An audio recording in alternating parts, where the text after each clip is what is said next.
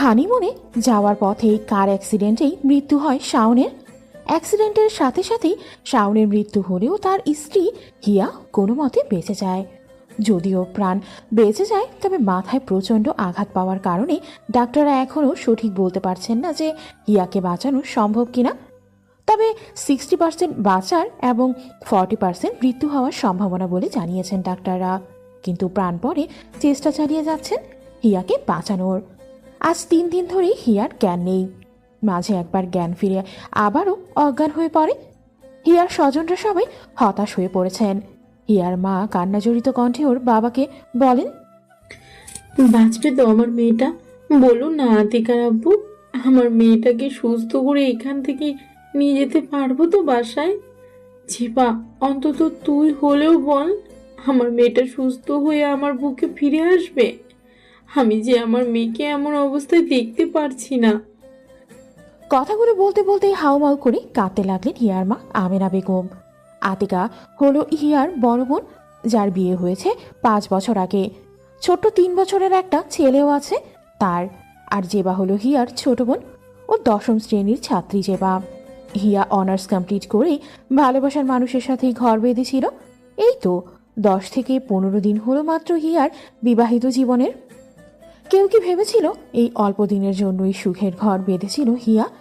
মেয়েটা বাসটেও স্বামীর সুখ ভুলতে পারবে না কিছুতেই। আতিকা তার ছেলে আয়ানকে নিয়ে হাসপাতালে এলেন, সাথে এখানে উপস্থিত সকলের জন্য রান্নাও করে এনেছে।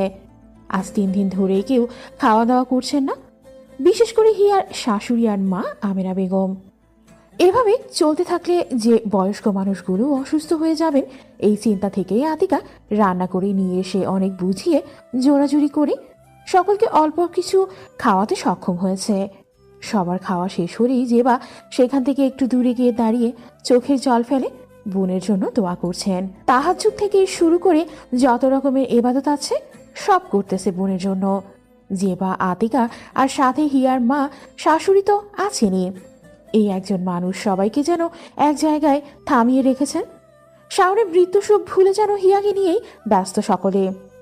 অবশেষে দোয়া কবুল হয়েছে। 15 দিনের দিন ডাক্তার জানিয়েছেন হিয়ার জ্ঞান ফিরেছে। নয়তো আর কয়েকদিন দেরি হলেই কোমায় চলে যাওয়ার সম্ভাবনা ছিল, এবং মৃত্যু হওয়ার সম্ভাবনা খুব একটা বেশিই ছিল। এই সুখবরটা শুনেই সবার মুখে একটাই শব্দ উচ্চারণ হলো, আলহামদুলিল্লাহ। একটা নার্সকে ডেকে জিজ্ঞেস করলো আতিকা, আমরা কি এখন দেখা করতে পারবো হিয়ার সাথে? না ম্যাম, ওনাকে কেবিনে দেওয়া হবে একটু পর, তখন দেখা করতে পারবেন। তবে একজনের বেশি দেখা করা যাবে না। প্রায় 20 মিনিট পর হিয়াকে কেবিনে দেওয়া হলেই সবার আগে হিয়ার মা দেখা করতে আসেন। ডাক্তার বলে দিয়েছেন হিয়ার সাথে যেন কেউ বেশি কথা না বলেন, তাই চুপচাপ মাথার পাশে বসেই চুলে বিড়ি কেটে দিচ্ছেন আমেনা বেগম। হিয়া কিছু বলতে চায় ওর মাকে, কিন্তু কথা বলার মতো শক্তি যেন সে পাচ্ছে না কিছুতেই। তবুও অনেক একটু কষ্টে একটু চেষ্টা চালায় হিয়া কিছু উচ্চারণ করার জন্যে। মা, শাওন কোথায়? কেমন আছে ও?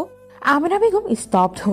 মেয়ের এমন প্রশ্নের উত্তরে তিনি কি বলবেন খুঁজে পাচ্ছেন না। তার ভেতর যেন দুমড়ে মুচড়ে শেষ হয়ে যাচ্ছে সবকিছু। আঁখি দুটো জলে ভরে গিয়েছে। তখনই আতিকা রুমে প্রবেশ করতে করতে বলে, শাওন ভালো আছে, সুস্থ হয়ে নে আগে বোন, সব ঠিক হয়ে যাবে ইনশাল্লাহ। হিয়া চুপ হয়ে গেল আবারও। শরীরে যেন কোনো কিছুর জোর পাচ্ছে না হিয়া।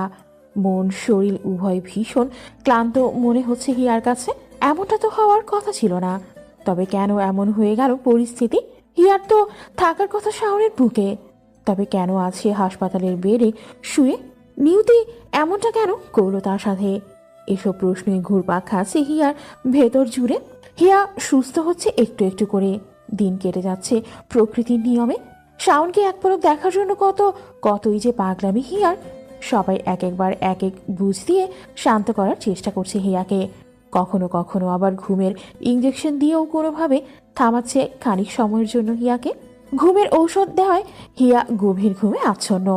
কেবিনে হিয়ার বাবা মা আতিকা আর তার স্বামী আদি উপস্থিত আছে এই মুহূর্তে। জেবা আতিকাকে ছেলে আয়ানকে নিয়েই হাসপাতালের এক পার্কে গিয়েছেন। ছোট বাচ্চা হাসপাতালের টানাপোড়েনে যেন হাঁপিয়ে উঠেছে, তাই জেবা ওকে খেলার জন্য নিয়ে গিয়েছে খোলা মাঠে, শিশু পার্ক।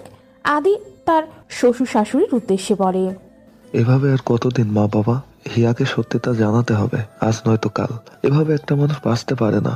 হিয়াকে শাওনের মৃত্যু মেনে নিতে হবে। পুরো জীবন এখনো পড়ে আছে হিয়ার। হয়তো প্রথম কয়েক মাস মানতে কষ্ট হবে, তবে ধীরে ধীরে তাকে এই শোক থেকে বেরিয়ে আসতে হবে আর স্বাভাবিক জীবনে ফিরে আসতে হবে। যদি হিয়াকে এভাবে না জানিয়ে অদৃশ্যের মধ্যে রাখি আমরা, তবে কখনোই হিয়াকে স্বাভাবিক জীবনে ফিরিয়ে আনা সম্ভব নয়। আদির কথায় যুক্তি আছে বলেই মন্তব্য করেন ওর শ্বশুর আব্দুল মান্নান।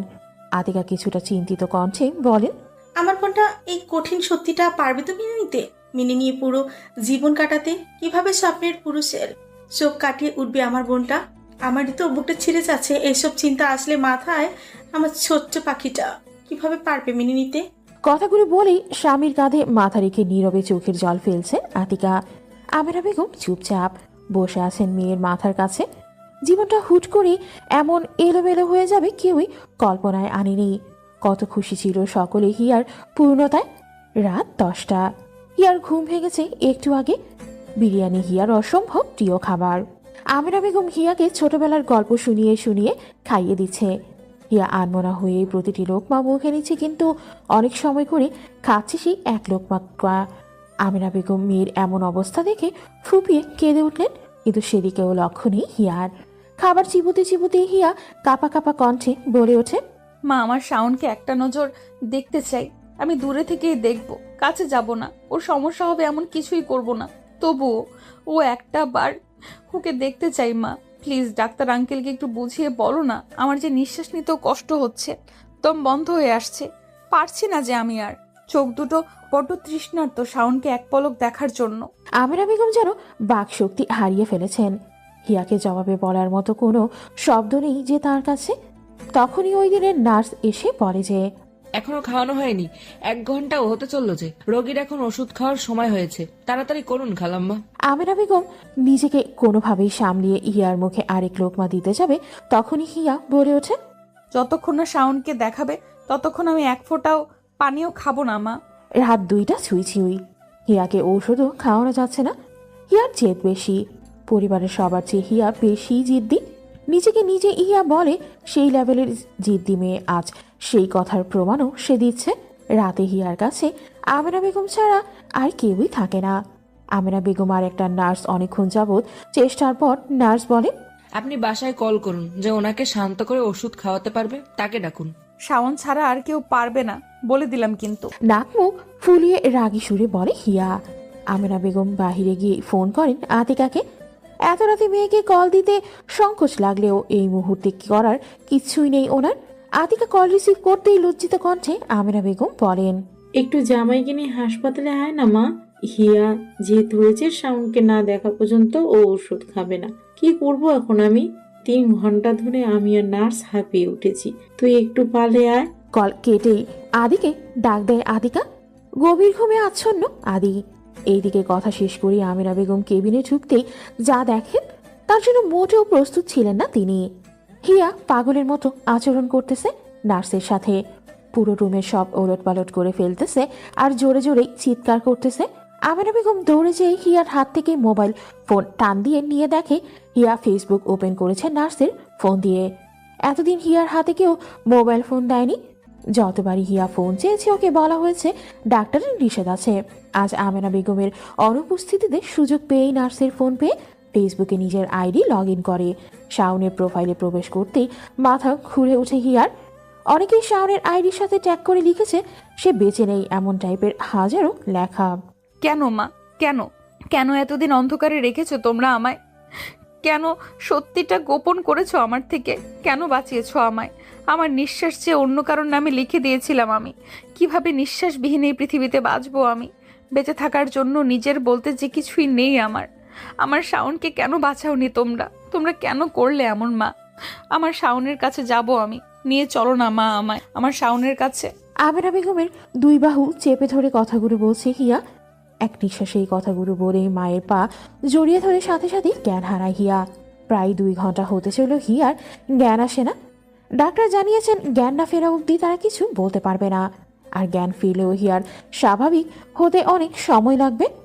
আতিকা, আদি আর আমেনা বেগম নির্ঘুমে কাটিয়ে দিয়েছে আরেকটা রাত। সকালে এসব শুনে হিয়ার শাশুড়ি আর ননদ আসেন ওকে দেখতে। একটু আগেই হিয়ার জ্ঞান ফিরেছে। তবে কারো সাথে কথা বলা তো দূর, কারো দিকে তাকাচ্ছেও না সে। পাথরের মতো শক্ত হয়ে আছে হিয়া। চোখের কোণ দিয়ে অনবরত বৃষ্টির ফোঁটা ঝরছে। ডাক্তার বলেছে থাক, কাঁদতে দিন, আর পারলে একটু একা ছেড়ে দিন ওনাকে কিছু সময়ের জন্য। সবাই একটু দূরে বসে আছে আর দেখছে হিয়ার বুকটা কিভাবে ভেঙে চুরমার হচ্ছে। আমেনা বেগম কাঁদছেন ফুপিয়ে ফুপিয়ে। নিজের মেয়ের এমন করুণ দশা কিছুতেই যেন মেনে নিতে পারছেন না তিনি। এর মধ্যেই প্রায় মাস পেরিয়ে গেছে। হিয়া এখন সুস্থ শরীরের দিক দিয়ে কিন্তু মনের দিক দিয়ে সম্পূর্ণ অসুস্থ। হাসপাতাল থেকে এসেছে কয়েকদিন হলো, নিজের রুম থেকে বের হয় না। বাতি বন্ধ করে অন্ধকার রুমে কাটিয়ে দেয় 24টা ঘন্টা। যেবা অনেক চেষ্টা করে একটু বাহিরে ঘুরতে নেওয়ার জন্য, কিন্তু ফলাফল শূন্য। আজ আতিকার বাসায় সবাইকে দাওয়াত দিয়েছে। আয়ানের জন্মদিন আজ। 3 বছর পূরণ হয়ে 4 বছরে পা রেখেছে আয়ান। মূলত হিয়াকে উদ্দেশ্য করেই ছোট্ট ঘরোয়াভাবে আয়োজন করা হয়েছে অনুষ্ঠান। আয়ান নিজেই ফোন কলে হিয়ার কাছে আবদার করেছে একটা কেক যেন নিজ হাতে সে বানিয়ে নিয়ে যায়। হিয়া বেশ ভালো কেক বানাতে পারে। আতিকা ইচ্ছে করে তার ছেলেকে দিয়ে হিয়াকে এসব বলিয়েছে যাতে হিয়া কিছুটা হলেও স্বাভাবিক হয়। বোনের ছেলেকে প্রাণের চেয়েও ভালোবাসে হিয়া যেবা, তাই নিজের মনকে একটুখানি বুঝিয়ে অনেক কষ্টে আজ সে আলোতে পা রেখেছে। রুম থেকে বের হয়ে হিয়া আব্দুল মান্নানের কাছে যায়। আব্বু, মলিন কণ্ঠে হিয়ার মুখে আব্বু ডাক শুনেই কলিজা ঠান্ডা হয়ে গিয়েছে আব্দুল মান্নানের। যেন কত বছর পরে মেজো মেয়েটাকে আব্বু বলে রেখেছে, এমনটাই মনে হচ্ছে হিয়ার বাবার।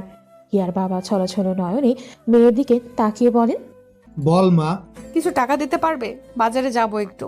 কেন পারবো না? ডয়ারে মানিব্যাগে দেখ, টাকা রাখা আছে, যত লাগে নিয়ে যা। ঠিক আছে আব্বু। হিয়া টাকা নিয়ে নিজের রুমে গিয়ে বোরকা হিজাব পরে তৈরি হয়ে জেবাকে সাথে নিয়ে বাজারে যায়। প্রথমে কেক বানানোর সব আইটেম পাওয়া যায় এমন একটা দোকানে গিয়েই সব কিনে নেয় যা যা দরকার, কারণ আজকের কেক তৈরি করবে। তারপরে প্রায়ই 20 মিনিটের মতো হেঁটে একটা দোকানে আসে যেখানে পাওয়া যাবে সকল ধরনের বাচ্চাদের আইটেম। আয়নের জন্য কিছু কেনাকাটা করে হিয়া জেবাকে নিয়ে আরেকটা দোকানে গিয়ে ওকেও একটা টপস কিনে দেয়। নিজের জন্য একটা ব্রেসলেট নেয়। শাওন হিয়ার হাতে ব্রেসলেট বেশি পছন্দ করত।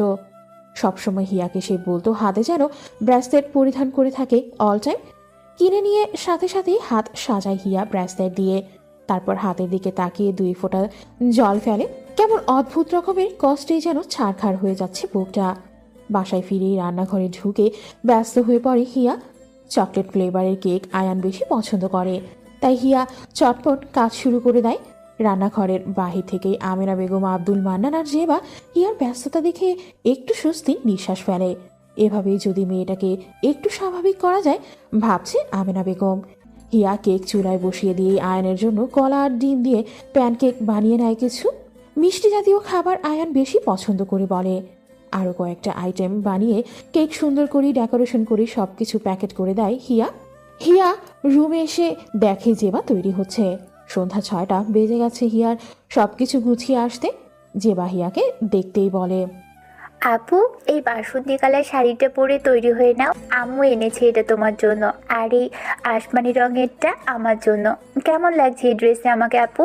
হিয়া বিছানায় বসতে বসতে বলে। সুন্দর। এইটুকু বাক্য উচ্চারণ করে হিয়া বিছানায় গায়ে লিয়ে দিয়েই চোখ বন্ধ করে ফেলে। যেবা খেয়াল করে হিয়ার মন শরীর সব ক্লান্ত, তবুও বোনের স্বাভাবিক জীবনের জন্য একটু স্বার্থপর হয়ে ডাকতেই তাকে হিয়াকে তৈরি হওয়ার জন্য। হিয়া চোখ বন্ধ করে বলে, আব্বু আম্মুর সাথে চলে যা তুই জেবা, আমার শরীরটা ভালো লাগতেছে না রে। আর হ্যাঁ, আয়ান বাবার কেক নাস্তা সব তৈরি করে ডাইনিং এ রেখে এসেছি আমি। জেবা গালে হাত দিয়ে চিন্তিত কণ্ঠে বলে, তাহলে এখন কিভাবে যাব আমি? হিয়া চোখ খুলে ভ্রু কুচকে তাকায় জেবার দিকে। জেবা কাচুমাচু করে নরম সুরে বলে, আব্বু আম্মু তো আরো আগেই বেরিয়ে পড়েছে, আমাকে বলেছে তোমার সাথে যাওয়ার জন্য। তুমি কাজ ব্যস্ত ছিল বলে আর তোমাকে বিরক্ত করিনি। কেন এত আগে কেন যেতে হলো তাদের? বেশ বিরক্তি নিয়ে এই কথাটি উচ্চারণ করে হিয়া। আয়নের জন্য কিছু উপহার নেবে বলে আগে বেরিয়েছে, নিউ মার্কেট যাবে বলে গেছে। নিজের চুল ঠিক করতে করতে বলে জেবা। হিয়া একটা দীর্ঘশ্বাস ফেলে। একদমই যে লোক সমাজে যেতে মন টানছে না তার। বুকের ভেতরের অদ্ভুত যন্ত্রণা বাসা বেঁধেছে। কিছুতেই এই যন্ত্রণা থেকে সে বের হতে পারছে না। শাওনের স্মৃতি সব তিলে তিলেই শেষ করতেছে যে হিয়াকে। শাড়ি হিজাব পরে তৈরি হয়ে নিয়েছে হিয়া। এক হাতে আজকের কেনা সেই ব্রেসলেট আর অন্য হাতে শাওনের দেওয়া বাসর রাতে সেই ঘড়িটা পরেছে হিয়া। নিজের দুই হাতের দিকে তাকিয়ে চোখের জল আটকাতে সে পারছে না। জেবা পাশ থেকে সব দেখছে। জেবার আঁখি জোরেও অশ্রুরা খেলা করছে বোনের এই কঠিন সময়টা পর্যবেক্ষণ করে। প্রিয় মানুষকে ভুলে থাকা যে ভীষণ রকমের কষ্টের। জেবা মনে মনে ভাবছে, কেউ একজন হুট করে এসে যদি হিয়ার আপুর কষ্টদায়ক অতীত ভুলিয়ে সুখময় করে দিতে পারতো জীবনটাকে, তাহলে কতই না ভালো হতো। ইস, এমনটা যদি হতো গল্প, নাটক বা সিনেমার মতো করে। এসব ভাবতে ভাবতেই জেবা হিয়াকে পেছন থেকে জড়িয়ে ধরে বলে, জীবন কারোর জন্য থেমে থাকে না রে আপু। হয়তো জীবন থেকে হারিয়ে যাওয়া মানুষগুলো আজীবন মনের কুটিরে রয়ে যায়, কিন্তু সব অতীত বুকের গভীরে মাটি চাপা দিয়ে মানুষকে নতুন করে জীবনটাকে শুরু করতে হয়, উপভোগ করতে হয়। মানুষের জীবন থেকে চিরতরে হারিয়ে যাওয়া মানুষগুলো কিন্তু দূর থেকে আমাদেরকে আনন্দেই দেখতে চাই, আমাদের সুখে নিজেকে সুখী রাখতে চাই। শাওন ভাইয়াও তোমাকে সব সময় হাসি খুশিতে দেখতে চাইতো, হয়তো এখনো তাই চাই, কারণ শাওন ভাই যে তোমাকে বড্ড ভালোবাসে। হিয়া মুগ্ধভাবে শুনছে জেবার প্রত্যেকটা কথা। ছোট্ট বোনটা যে কখন এত বড় হয়ে গেল। আসলেই জীবনের একটা বোন থাকা খুব বেশি প্রয়োজন। আতিকাদের বাসার সদর দরজায় পা রাখতেই হিয়া যেন টাসকি খেল। এটা কি হলো তার সাথে? আজকের দিনটা হিয়ার জন্য অনেক আনন্দময় হবে, তাই না আতিকা? নিজের চুলের ভাঁজ ঠিক করতে করতেই বলে আদি। আতিকা চিন্তিত সুরে বলে, সারাদিন তো ব্যস্ত রাখা হলো ওকে শানু শোক কাটিয়ে ওঠার জন্য, কিন্তু এখন আমার বুকের ভিতরই কাঁপাকাঁপি শুরু হয়েছে। আদি, ইয়া রেগে যাবে না তো? কেন? এতে রেগে যাওয়ার কি আছে? আমরা তো ওর ভালো থাকার জন্যই করতেছি যা করছি। তুমি বুঝতে পারতেছো না আদি, শাওনের মৃত্যুর মাত্র কয়েক মাস হলো, এরই মধ্যে আমরা ওর জন্মদিন পালনে এত কিছু করতেছি। তুমি কি জানো না হিয়া জন্মদিন পালন করা একদম পছন্দ করে না? শুধুমাত্র আয়ানের খুশির জন্যই হিয়া এত কিছু বানিয়েছে। আজ দেখো, আয়ান আরেকটু বড় হলে আয়ানের জন্মদিনেও সে কেক কাটতে দিবে না। তুমি একটু বেশি চিন্তা করতেছো আতিকা, চিন্তা বাদ দাও। হিয়া আসার সময় হয়েছে, নিজেকে সামলাও। আর শুনো, একটা দীর্ঘশ্বাস ছেড়ে বলে আতিকা, বলো। আজ তোমাকে খুব সুন্দর লাগছে আমার পরাণ পাখি। আতিকা লজ্জায় একটু লাজুক হেসে চলে যায় ড্রয়িং রুমে। মূলত ওকে একটু হাসি মুখে দেখার জন্যই এমন ভঙ্গিমা করে, কারণ এই কদিন যে ধকল দৌড়াদৌড়ি গেল, সে রেশ কাটানোর জন্য আদি কথাটা বলেছে। আদিও এক হাত পকেটে আর অন্য হাত দিয়ে চুল ঠিক করতে করতেই আতিকার পাশে গিয়ে দাঁড়ায়। সবাই মিলে হেয়ার আর জেবার জন্য অপেক্ষা করছে। আয়ান তো ভীষণ খুশি তার মাম্মামকে সে অনেকদিন পর তাদের বাসায় আসতে দেখবে বলে। হিয়াকে মাম্মাম বলেই সম্বোধন করে আয়ান, আর জেবাকে ছোট মাম্মাম। আতিকার বাসার সামনে দাঁড়িয়ে আছে হিয়া। শেষবার শাওনের সাথে আসা হয়েছিল এখানে। আঁখিচোড়া ভারী হয়ে এসেছে হিয়ার। কাঁদতে চেয়েও ঢোক গিলে ফেলে হিয়া। হঠাৎ মনে হচ্ছে যেন দমটা বন্ধ হয়ে আসবে। যেখানে সে যাচ্ছে শাওনের স্মৃতি তাকে খুঁড়ে খুঁড়ে খাচ্ছে। চোখ জোড়া বন্ধ করে লম্বা শ্বাস ছেড়ে দেবার ঝিয়া হাত মুঠোয় ভরে সদর দরজা দিয়ে পা বাড়িয়ে ভেতরে প্রবেশ করতেই মাথার উপরে ফুলের বর্ষণ হতে লাগলো। প্রিয় ফুলের সুঘ্রাণে আলতো করে চোখ বুঝে নিঃশ্বাস টানছে হিয়া। জেবা খুশিতে কুটকুট করে হাসতেছে। আয়ান আর জেবা মজা করে লাফালাফি করতেছে ফ্লোরে ছড়িয়ে থাকা ফুলের ওপর। আয়ান তো ফ্লোর থেকে ফুল মুঠোয় ভরে হিয়ার কাছে গিয়ে বলে, বয়স 3 বছর হলেও কথা এখনো ভালো করে স্পষ্ট হয়নি আয়ানের। লেমন জুস হিয়ার ভীষণ পছন্দের। বড় একটা গ্লাসে লেমন জুস দিয়েছে আতিকা হিয়াকে। হিয়া বেশ চুপচাপ বসে বসে লেমন জুসে চুমুক দিচ্ছে। একের পর এক ভালোই লাগছে খেতে। এই মুহূর্তে আসলে এমন ঠান্ডা কিছুর প্রয়োজন ছিল তার। গলাটা যে শুকিয়ে আসছে কান্না আটকাতে গিয়ে। আজকের এই অনুষ্ঠানে বাহিরের কাউকে দাওয়াত করা হয়নি, সবাই ঘরেরই সদস্য। আতিকার পরিবারে স্বামী আর শাশুড়ি ছাড়া আর কেউ নেই। শ্বশুর মারা গিয়েছে বহু বছর হয়ে গিয়েছে। আরেকটা ছোট ননদ ছিল, সেও বিয়ে করে স্বামীর সাথে আমেরিকায় সেটেল। সব মিলিয়ে সুখের একটা সংসার গড়ে উঠেছে আতিকার। বিয়ের বয়স 5 হলেও এখনো নতুনত্ব ধরে রেখেছে তারা স্বামী স্ত্রী।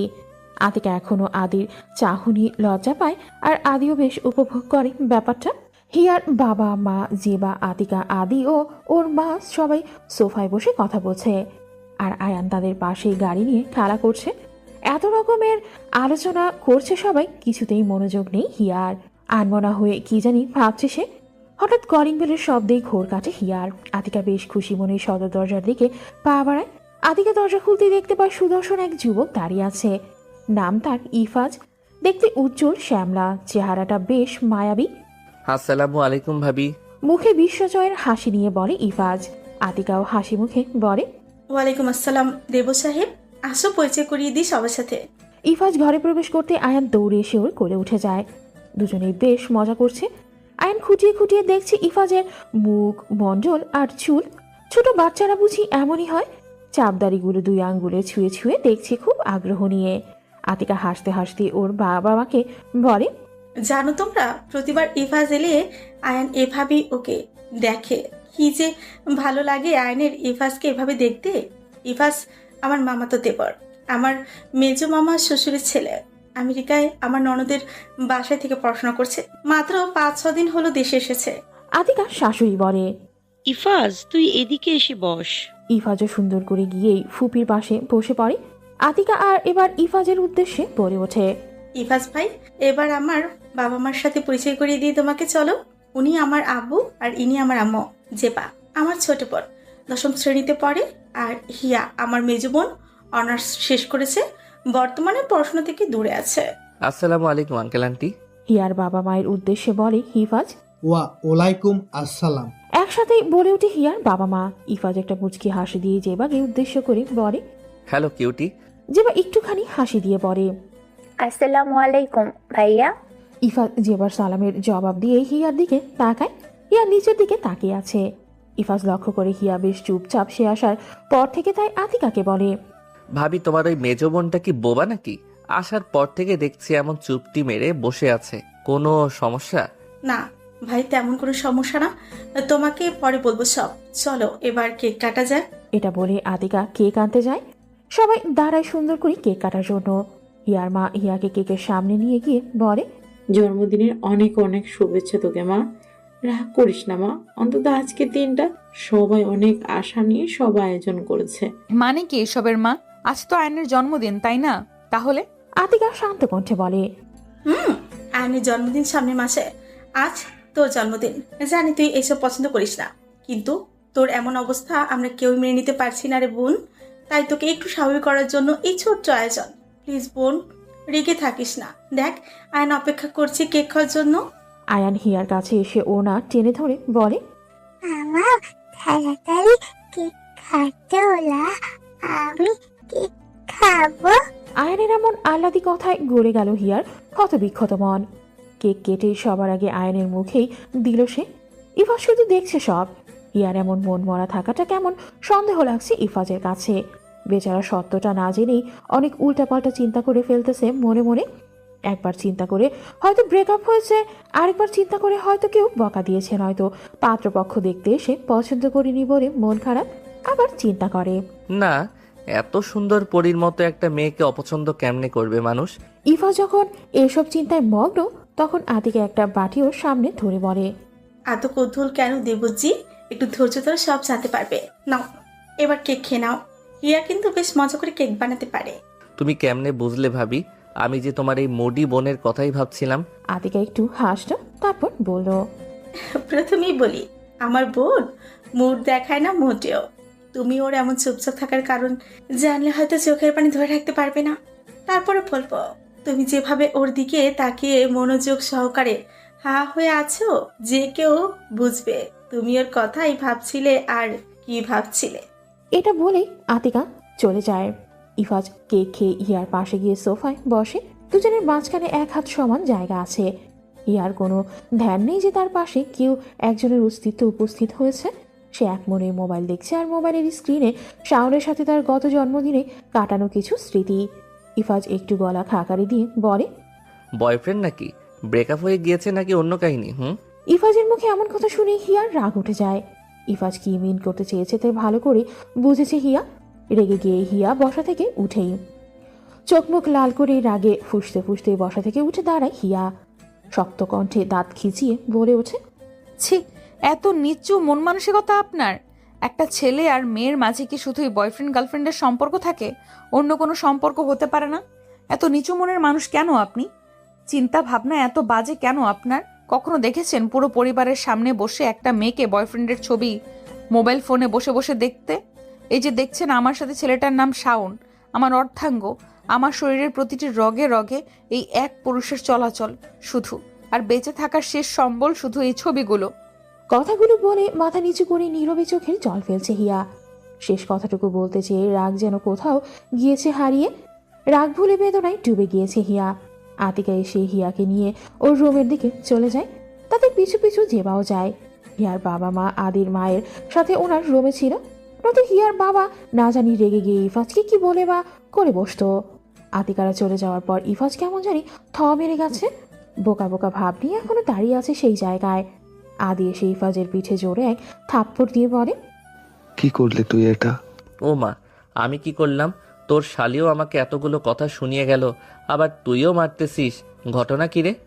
ছোটবেলা থেকেই তোর এই অতিরিক্ত কৌতূহল দেখে আসছে সব বিষয়ে, তবে মাঝে মাঝে একটু ভেবে চিন্তে কৌতূহল দেখাতে পারিস না? বেশি বেশি করে ফেলেছিস। তোকে আজকে দাওয়াত করাই ভুল হয়েছে আমার, সব পরিকল্পনা খারাপ করে দিলি। এবার আদির কথা ইফাজ কিছুটা কষ্ট অনুভব করেছে। এভাবে আদির কথা বলা মেনে নিতে না পেরে ইফাজ বলে, ঠিক আছে, আসবো না তোদের বাড়িতে আর, চলে যাচ্ছি, ভাবিকে বলে দিস। কথাটা বলে ইফাজ বেরিয়ে যায় ঘর থেকে।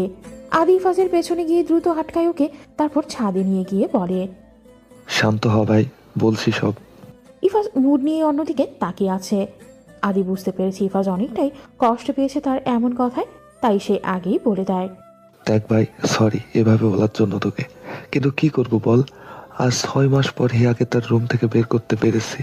বিশ্বাস কর, হিয়া আজ 6 মাস পর ঘর থেকে বের হয়েছে, বাইরের আলো দেখেছে। এই 6টা মাস সে অন্ধকারে কাটিয়েছে, প্রয়োজন ছাড়া রুমের বাল্ব পর্যন্তও জ্বালায়নি। কেন, কি কারণে তোর শালি এমন দেবদাস হয়েছে? জামাই মারা গেছে টেছে নাকি ওই পেতনির? ইফাজ কিছুটা বিরক্তি নিয়েই বলে কথাটা। ঠিক তখনই ছাদে প্রবেশ করে হিয়া। ছাদের দরজায় পা রাখতে হিয়ার কর্ণকুহর হয় ইফাজের মুখ দিয়ে বের হওয়া এই রক্তমাখা বাক্যটি। ছাদের দরজায় দাঁড়িয়ে হিয়া ভাঙা গলায় বলে, ঠিক বলেছেন আপনি, আমার স্বামী মারা গিয়েছে। আমার শাওন নিজেকে লাশ বানিয়ে আমাকে প্রাণ দিয়ে গিয়েছে। সেদিন অ্যাক্সিডেন্ট হওয়ার সময় শাওন আমাকে গাড়ি থেকে ধাক্কা দিয়ে ফেলে দিয়েছিল, নয়তো আমি আজ তার সাথে তার পাশের কবরে থাকতাম। এতটা ভালোবেসেছিল সেই আমার স্বপ্নের পুরুষ আমাকে। কথাগুলো বলে হিয়া চলে যায় সেখান থেকে। স্তব্ধ হয়ে দাঁড়িয়ে আছে ইফাজ। আদির চোখ দুটো ঝাপসা হয়ে উঠেছে। ইফাজ যেন থ হয়ে গিয়েছে। ইফাজ ভাবতেও পারেনি হিয়ার বিয়ে হয়েছে, সে বিধবা হয়েছে এমন কিছু। শুধু সম্পর্কে বেআইন হয় বলে সে মজা করেই কথাগুলো বলেছে। এখন সত্যি ভীষণ খারাপ লাগছে হিয়ার জন্য ইফাজের। কিভাবে সে এমন হিয়ার সামনে গিয়ে দাঁড়াবে? ও যে হিয়াকে না জেনে অনেক আঘাত দিয়ে ফেলেছে। আকাশের দিকে তাকিয়ে চিন্তা করছে সে সব। আদি পাশ থেকেই বলল, এবার শান্তি হয়েছে? কৌতূহল শেষ হয়েছে? হলে নিচে আয়, সবাই অপেক্ষা করতেছে, রাত অনেক হয়েছে। আদি কথাগুলো বলেই চলে যায়। ইফাজ হিয়ার কথা ভেবে আফসোস করছে। ইস, মেয়েটা খুবই সুন্দর, দেখতে অবিকল পরীর মতো। মেয়েটার সাথে এমনটা না হলেও পারতো। খাবার টেবিলে সবাই চুপচাপ। ইফাজ চুপি চুপি আর চোখে তাকাচ্ছে হিয়ার দিকে। নিজেকে বড্ড অপরাধী মনে হচ্ছে নিজের কাছে ইফাজের। হিয়াকে দেখতে বেশ নিষ্পাপ লাগছে ইফাজের কাছে। এক লোকমা ভাত মুখে দিয়ে আতিকা হিয়াকে বলে, আজ রাতটা এখানে থেকে যা হিয়া, জেবাও থাকবে। না আপু, জেবা থাকলে থাকুক, আমি চলে যাব, ভালো লাগছে না শরীরটা। আসলে অনেক দিন পর সারা দিন এত খাটুনি করেছি তো, তাই ক্লান্ত লাগতেছে। তাই তো বলছি, আজকের রাতটা এখানে থেকে যা, জার্নি করলে আরো খারাপ লাগবে। না আপু, আরেকদিন আসবো। খাবার খেয়ে উঠে সবাই সোফায় বসেছে গিয়ে। হেল্পিং হ্যান্ড এসে তাদের সবাইকে আইসক্রিম দিয়ে যায়। হিয়া এক চামচ আইসক্রিম মুখে নিতেই ওর ফোনে রিংটন বেজে ওঠে। ফোন হাতে নিতেই দেখে ওর শাশুড়ি মায়ের নাম্বার থেকে কল আসছে। অনেকগুলো দিন পরে শাশুড়ি মায়ের কল পেয়ে দ্রুত রিসিভ করে হিয়া। আসসালামু আলাইকুম মা, কেমন আছেন? ওয়ালাইকুম আসসালাম। আছি মা, ভালো আলহামদুলিল্লাহ। তুমি কেমন আছো? তোমার মা বাবা সবাই কেমন আছে? আমরা সবাই আলহামদুলিল্লাহ ভালো আছি। তা আপনার শরীর কেমন এখন? আসলে মা, কিছু মনে করবেন না, মন মানসিকতা ভালো নেই, তাই আপনাদের একটু খোঁজ খবর নিতে পারি না। রাগ করবেন না প্লিজ এই অভাগের সাথে। আরে পাগলি মা আমার, রাগ করে থাকলে কি আর কল দিতাম? তাছাড়া তোমার মা বাবার সাথে সবসময় কথা হয় আমার। একটা কথা বলি তোমায় আজ, মা মনোযোগ দিয়ে শোনো। আচ্ছা মা, ঠিক আছে, বলুন আপনি। জীবন একটাই, আমাদের এই এক জীবনে অনেক মানুষ আসবে যাবে, কিন্তু জীবন কারোর জন্যই থেমে থাকে না। তোমার পুরো জীবন এখনো পড়ে আছে। কে কত বছর বাঁচবে, কার কতদিন হায়াত, কেউই জানেন না। যে যাওয়ার ছিল সে চলে গিয়েছে এই পৃথিবীর মায়া ত্যাগ করে, কিন্তু যে বেঁচে আছে তারও তো অধিকার আছে বাঁচার মতো বাঁচার। তাই বলছি কি মা, নিজেকে সামলিয়ে সামনের দিকে আগাও, উপভোগ করো জীবনটাকে। এভাবে একটা ফুলকে পানিবিহীন রেখে শুকিয়ে ফেলো না। আমার ছেলে কিন্তু সবসময় তোমার মুখে হাসি দেখতে চাইতো। তোমার মন খারাপ আমার ছেলে সহ্য করতে পারতো না। শাওনের কথা চিন্তা করে হলেও মা নিজেকে স্বাভাবিক জীবনে ফিরিয়ে আনো। দোয়া করি যেন শাওনের থেকে বেশি ভালোবাসতে পারে তোমায় এমন কেউ আসুক তোমার জীবনে। ভালো থেকো। শাশুড়ির সাথে কথা বলে হিয়া বারান্দার দিকে পা বাড়ায়। সবার সামনে সে অঝোর ধারায় বৃষ্টি নামাতে পারবে না সে। প্রায় অনেকক্ষণ ধরে পর জেবা আসে। আপু চলো, আমরা চলে যাচ্ছি, রাত 12টা বাজতে চললো যে। হিয়া ওয়াশরুমে গিয়ে মুখে পানি ছিটিয়ে তৈরি হয়ে ড্রয়িং রুমে আসে। সবাই বের হয়ে গিয়েছে ঘর থেকে। আতিকা আর আদি ওদের এগিয়ে দিতেই বের হয়েছে ঘর থেকে, সাথে ইফাজও বের হয়েছে। গাড়িতে ওঠার সময় ইফাজ গাড়ির দরজা খুলে দেওয়ার ভান করে হিয়ার হাতে একটা চিরকুট ধরিয়ে দেয়। হিয়া বাসায় এসে ফ্রেশ হয়ে শুয়ে পড়ে। বালিশের নিচে রেখেছে চিরকুটটা। মনে মনে ভাবছে সে ইফাজ কেন ওকে চিরকুট দিল আর কি বা লেখা আছে এই চিরকুটে। ভাবতে ভাবতে ঘুমিয়ে যায় হিয়া। অন্যদিকে কিছুতেই ঘুম ধরছে না ইফাজের। আয়ান আজ ইফাজের সাথেই ঘুমিয়েছে। আয়ানকে ঘুমিয়ে রেখে ইফাজ বারান্দায় চলে যায়। একটা চেয়ার নিয়ে গিয়ে রুম থেকে বসে সে সেখানে। চারটাও আজ যেন মেঘের আড়াল থেকে লুকোচুরি খেলছে। বড্ড মায়া লাগছে হিয়ার জন্য ইফাজের হৃদয় জুড়ে। চাঁদ দেখছে আর হিয়ার কথা ভাবছে সে। চিরকুটটা খুলে দেখেছে কি মেয়েটা নাকি এত যত্নে লেখা চিরকুটটা ঠাঁই পেয়েছে রাস্তার পাশে কোনো এক ডাস্টবিনে।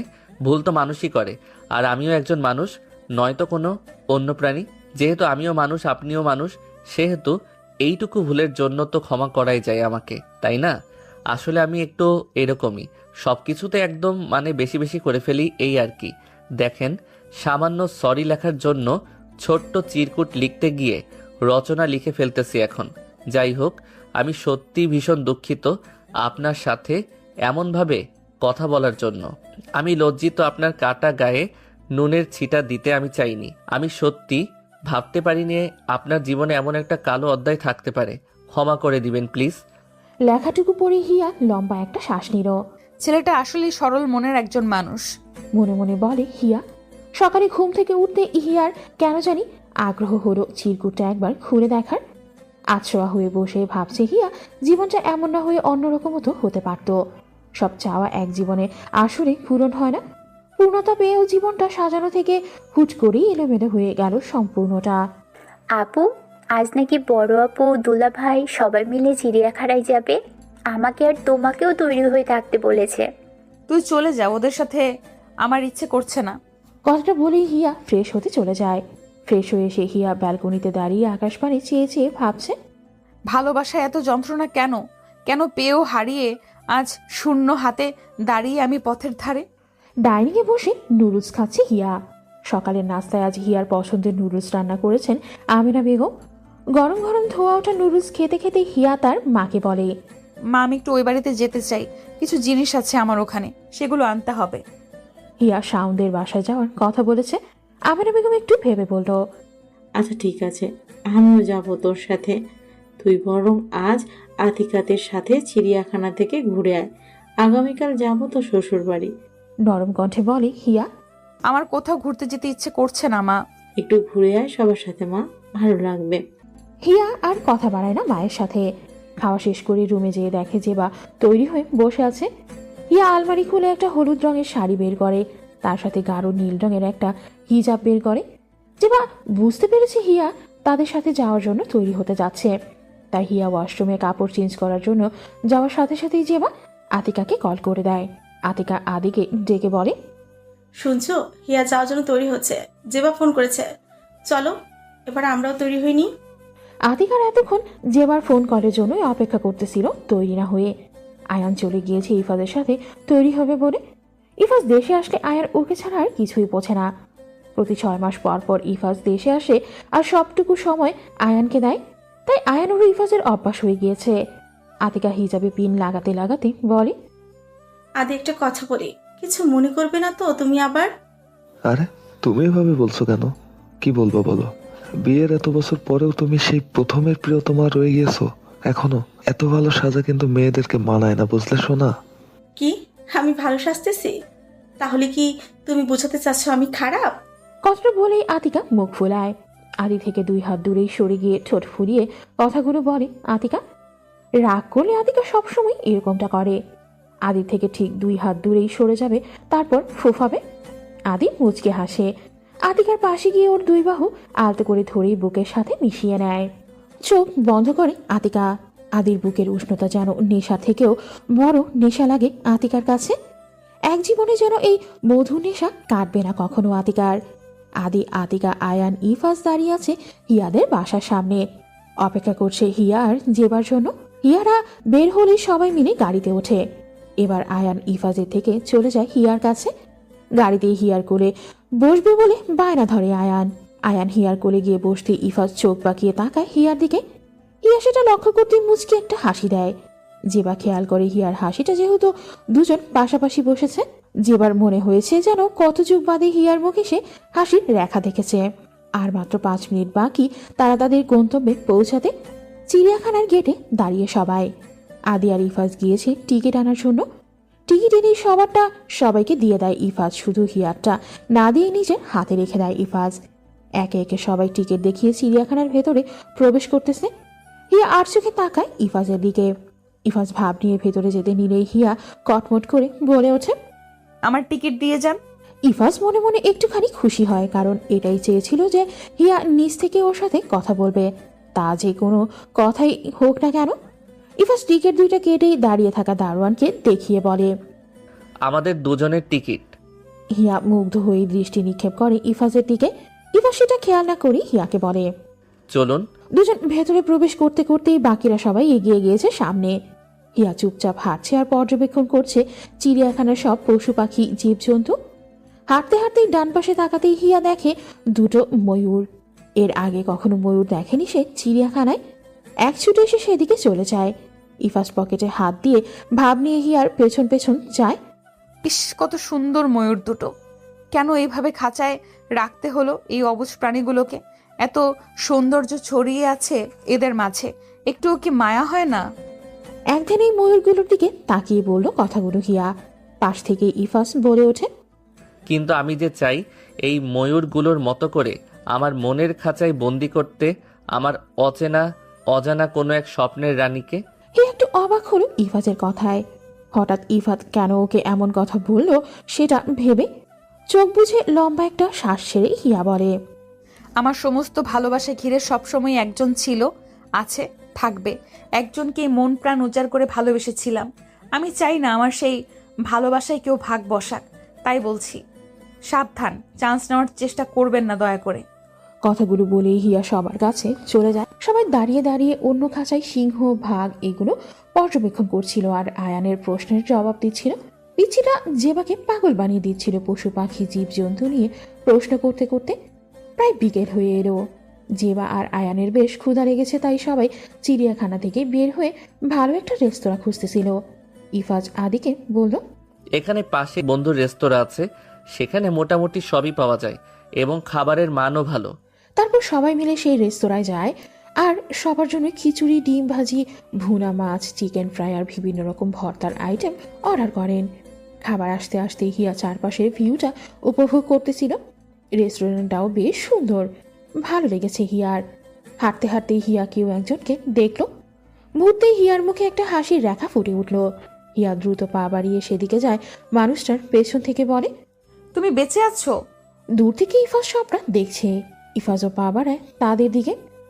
জি, আপনাকে তো চিনলাম না আপু। না সরি, ভুল হয়েছে আমার। আচ্ছা আপু, সমস্যা নেই। কিছু একটা বলেই চলে যায় সেই অচেনা মানুষটা। হিয়ার মন খারাপ হয়ে যায়। পেছনের চুলের ভাঁজ দেখে হিয়া অন্য একজনকে শাওন ভেবে বসেছিল। শাওনের চুলের মতোই অবয়ব, চুলের ভাঁজ অচেনা মানুষটার। চোখের কোণের জল মুছে ঘুরতেই দেখে ইফাজ ওর পেছনে এসে দাঁড়িয়ে আছে। ইফাজকে দেখে ও পাশ কেটে চলে যেতে নিলেই সে উচ্চারণ করে, অতীতকে অতীতের মতো ছেড়ে দিতে হয়, নয়তো জীবনের শূন্যস্থান কখনোই পূর্ণতা পাবে না। অতীত সবার জীবনেই থাকে, মেনে নিয়ে মানিয়ে নিলেই জীবন সুন্দর। হিয়া মনোযোগ দিয়ে শ্রবণ করে ইফাজের বলা প্রত্যেকটা শব্দচয়ন। কিন্তু ভালোবাসার মানুষকে ভুলে থাকাটা মুখে বলে দেওয়া কথার মতো সহজ নয়। ইফাজ গিয়ে সবার সাথে বসে, হিয়াও যায়। খাবার আসতেই আয়ান নেচে ওঠে। হিয়ার মতো আয়ানেরও বেশ পছন্দ খিচুড়ি। সবাই খাওয়া শুরু করে দিয়েছে। হিয়া ভাবছে তার পাশে এই মুহূর্তে শাওন থাকলে অন্যরকম স্মৃতি হয়ে থাকতো মুহূর্তটা। আজ 4 দিন হয়ে গেছে হিয়া যাবে যাবে বলতেছে শাওনদের বাসায়, কিন্তু কিছুতেই যেতে পারছে না। কারণ সেদিন চিড়িয়াখানা থেকে ফেরার পর থেকে সর্দি জ্বর হিয়ার, যেবারও কাশি, আর ওর বাবা মাও কিছুটা অসুস্থ। শীতের আগমন হতে না হতেই পরিবারের সকলে একসাথে অসুস্থ হয়ে পড়েছে। আতিকা আজ আসতেছে তাদের দেখতে। ওর বাবা মা এখন একটু সুস্থ হলেও হিয়ার সর্দি আর যেবার কাশি কমছে না একটুও। আতিকের সাথে ইফাজও আসবে বলে জানিয়েছে, তাই আমেনা বেগম নাস্তা বানানোয় ব্যস্ত। হিয়াও যতটুকু পারছে হেল্প করছে তার মাকে। যেবাও এসে বায়না ধরেছে সেও হেল্প করবে, তাই তাকে লাগিয়ে দিয়েছে সালাদ বানানোর কাজে। বসে বসে শসা, পেঁয়াজ, মরিচ, টমেটো এসব কাটছে সে, আর ফোনে রিলস ভিডিও দেখছে। সব কাজ শেষ করে হিয়া শাওয়ার নিতে চলে যায়। যেবা বসে বসে ভাবছে, ইফাজ ভাইয়া সবসময়ই আতিকাদের পাশে কেন থাকে? নিজের কি বাসা নেই ভাইয়ার? সবসময় কেন সব জায়গায় যেতে হবে আতিকা আপুর সাথে ওনাকে? আজকেই জিজ্ঞেস করবো আমি এই কথাটা। এসব ভাবতে ভাবতে বেচারি ভর দুপুরে ঘুমিয়ে গেছে। ছোট মাথায় কত চিন্তা। আতিকারা আসতেই তাদেরকে শরবত দেওয়া হয়। যেহেতু দুপুর হয়ে গিয়েছে তাই আর নাস্তা বেশি কিছু দেয়নি, ভাত খেয়ে নিবে সবাই বসে। তাই যেবা ওর মাকে প্রশ্ন করে, মা, এতগুলো যে নাস্তা বানিয়েছো ওগুলো খেতে দেবে না? সবাই কুটকুট করে হেসে ওঠে। বেশ পাকনা পাকনা কথা বলে ইদানিং যেবা। ক্লাস 10-এর মেয়ে কিন্তু এতটাও ছোট না। যেবা হা হয়ে থেকে বলে, যা বাবা, আমি আবার হাসার মতো কি বললাম? হিয়াও চিন্তা করে, আসলে তো যেবা তো হাসার মতো কথা বলেনি। তখনই হিয়ার চিন্তা ভেদ করে আমেনা বেগমের কণ্ঠে, হাসির কথা বলছিস তাই হাসছে সবাই। দেখছিস তো টেবিলে দুপুরের খাবার দেওয়া হয়ে গিয়েছে। ভাতের সময় বাঙালিকে নাস্তা করা মানায় না, বোকা মেয়ে আমার। ভাতের টেবিলে আয়ান বায়না ধরেছে সে হিয়ার হাতে খাবে। হিয়াও বেশ যত্ন করে আয়ানকে খাইয়ে দিচ্ছে। পোলাও, রোস্ট বেশ পছন্দ আয়ানের। ইফাজের প্লেটে তরকারি দিয়ে ভরিয়ে দিয়েছে আমেনা বেগম। আতিকার শাশুড়ির বেশ ভালো লাগছে আমেনা বেগমের ইফাজের প্রতি এত আন্তরিকতা দেখে। ইফাজও বেশ মনে ভরে আজ যেন খাচ্ছে। এত ভালো লাগছে ইফাজের এই বাড়িতে এসে, সে বলে বোঝাতে পারবে না কাউকে। আদিকে চুপি চুপি ইফাজ বলে, বেটা, তোর শাশুড়ির হাতের রান্নায় তো জাদু আছে রে বস। আদি হাসে। ইফাজ এমন খুশি দেখে আতিকারও ভালো লাগছে। এবার কয়েক মাস থাকবে ইফাজ দেশে, তারপর আবার চলে যাবে সেই প্রবাসে। এবার গিয়ে চাকরি নিবে সেই দেশে আসার। তারপর আর কখন আসবে জানা নেই কারো। খাওয়া দাওয়া শেষ করে সবাই সোফার রুমে বসে আছে। ইফাজ ঘুরে ঘুরে দেখছে পুরো বাড়ি। খুব সুন্দর সাজানো গোছানো এক পরিপূর্ণ বাড়ি বললেই চলে। সৌন্দর্যের কোনো কমতি নেই এই বাড়িতে। বাড়ির নামটা যেন আরো বেশি আকর্ষণ করেছে ইফাজকে। আহিজে বাড়ির নাম। অদ্ভুত এই নাম এই বাড়ির। হাঁটতে হাঁটতে ঘরের দক্ষিণ পাশে চলে যায় ইফাজ। আশার দক্ষিণে বসে রয়েছে এক বিশাল বারান্দা। বারান্দায় দাঁড়িয়ে হিয়া বাগান বিলাস করতেছিল। এই বারান্দা থেকেই পুরো বাগানটা বেশ উপভোগ করা যায়। হরেক রকম ফুলে ফুলে সাজানো এই বাগান। আহি যে, এটা কেমন নাম গো? কে রেখেছে এই অদ্ভুত নাম এত সুন্দর এই বাড়ির? হঠাৎ কারো কণ্ঠস্বরে চমকে ওঠে হিয়া। পেছনে ফিরতেই দেখে ইফাজ দাঁড়িয়ে। 2 হাত পকেটে গুজে হিউ স্টাইলে দাঁড়িয়েছে ইফাজ। হিয়া সাথে সাথেই চোখ নামিয়ে নেয় ইফাজের দিক থেকে। কেন জানি ইফাজের দিকে তাকালেই মুগ্ধতা ছড়ায়। একটু অবাক করা কণ্ঠে বলে ওঠে হিয়া, আপনি এখানে? পুরো বাড়িটা একটু পর্যবেক্ষণ করছিলাম হেঁটে হেঁটে। বেশ সুন্দর সাজানো গোছানো, একদম পরিপাটি পরিবেশ, ভালো লাগছে। তা বললেন না যে বাড়িটার নাম আহিজে কেন? আহিজে, আতিকা, হিয়া, জেবা, আমাদের 3 বোনের নাম মিলিয়ে আহিজে। সুন্দর না? অনিন্দ সুন্দর। হিয়া আবারও চুপ, বাগানের দিকে তাকিয়ে আছে। ইফাজ একটু গলা খাকারি দিয়ে প্রশ্ন করে হিয়াকে, আচ্ছা, আপনি কি ফুল খুব বেশি ভালোবাসেন? জি, অনেক ভালোবাসি। ফুল ভালোবাসে না এমন মানুষও কি আছে? ফুল সবাই ভালোবাসে, আপনি বাসেন না? ভালোবাসতাম, কিন্তু নিয়তি আমাকে পাথর বানিয়ে দিয়েছে। পাথরের বুকে যেমন কখনো ফুল ফুটে না, আমিও ঠিক তেমনই। কোনো কিছুই আর ভালোবাসতে ইচ্ছে হয় না। তবে ফুল আমার মায়েরও বেশ পছন্দ ছিল, আমিও পছন্দ করতাম ফুল। তবে ফুল নামটাই আমার কাছে ঘৃণিত এখন বর্তমানে।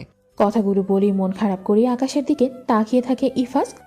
হিয়া ভাবে কি এমন কারণ হতে পারে ফুল নাম ঘৃণা করার।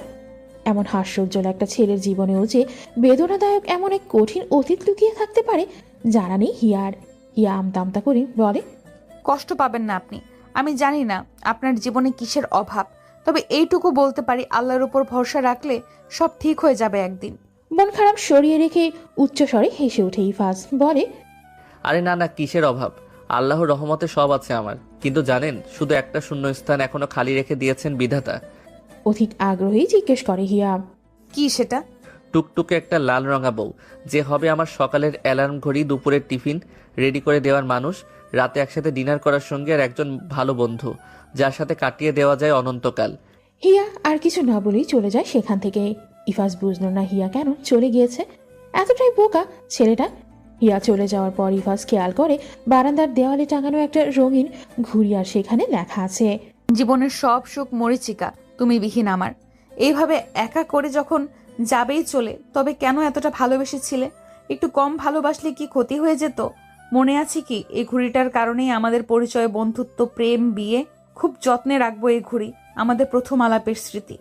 ইফাজের আর বুঝতে বাকি নেই যে এই ঘুড়িটা যে হিয়ার। খুব যত্ন করে হিয়া লিখে রেখেছে লেখাগুলো। হিয়ার সবকিছুতেই ইফাজের ভালো লাগে কেন জানি। হাতের লেখাটাও অনিন্দ সুন্দর।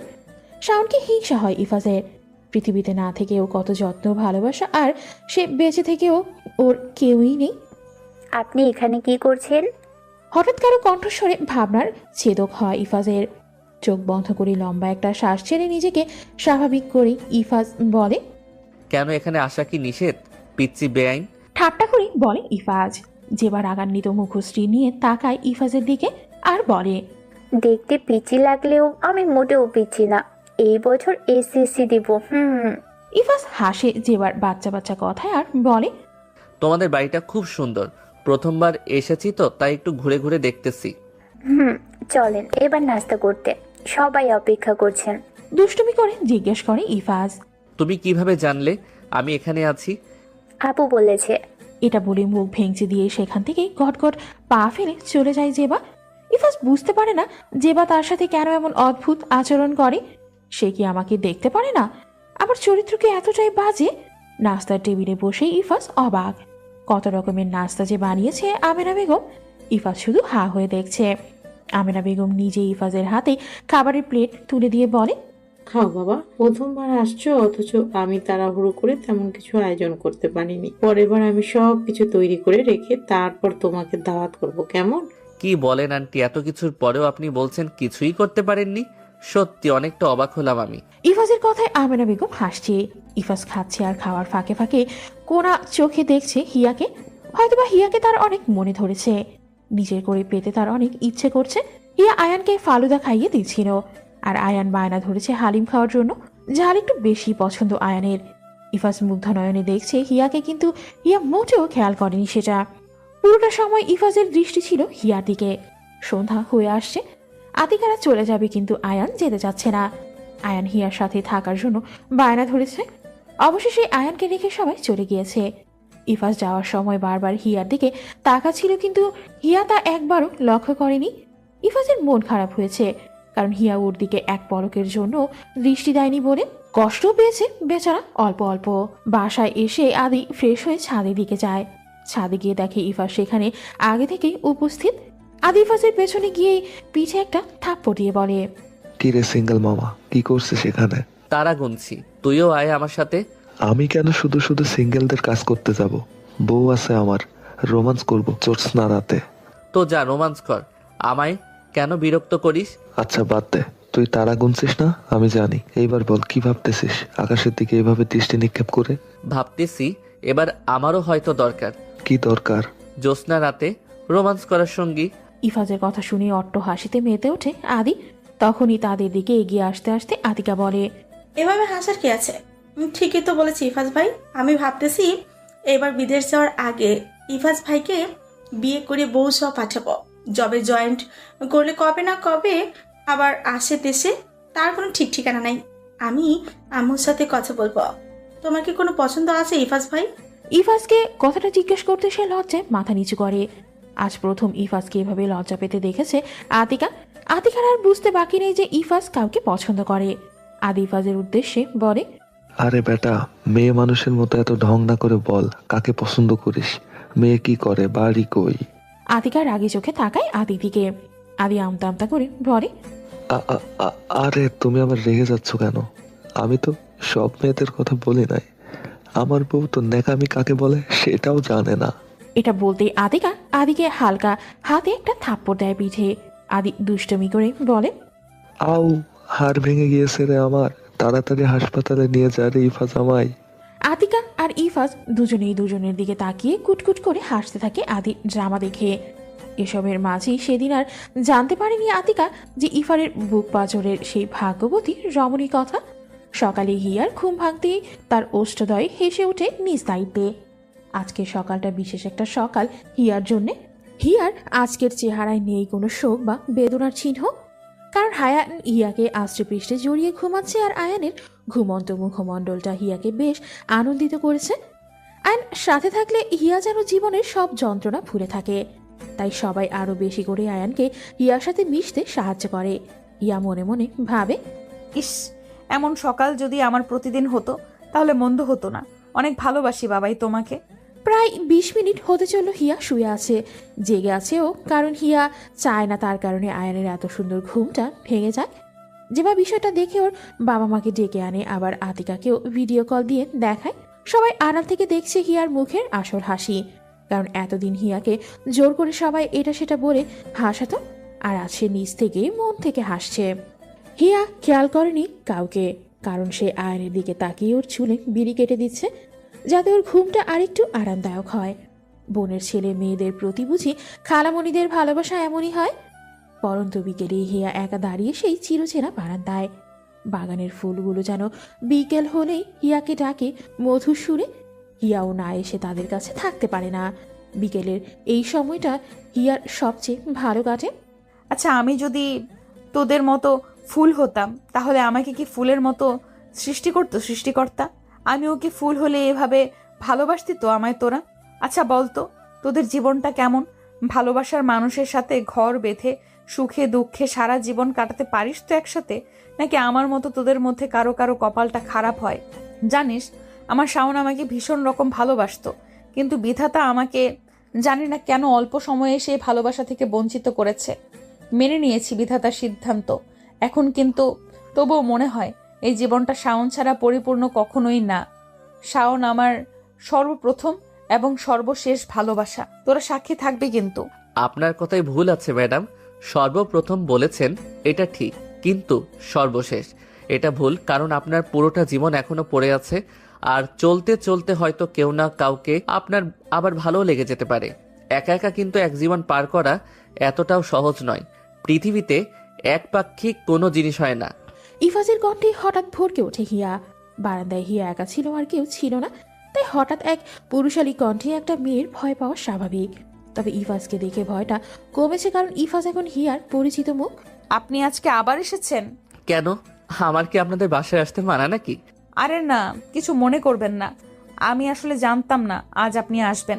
ভাবির সাথে এসেছি, আদি অফিসে, তাই আমাকে নিয়ে আসলো ভাবি।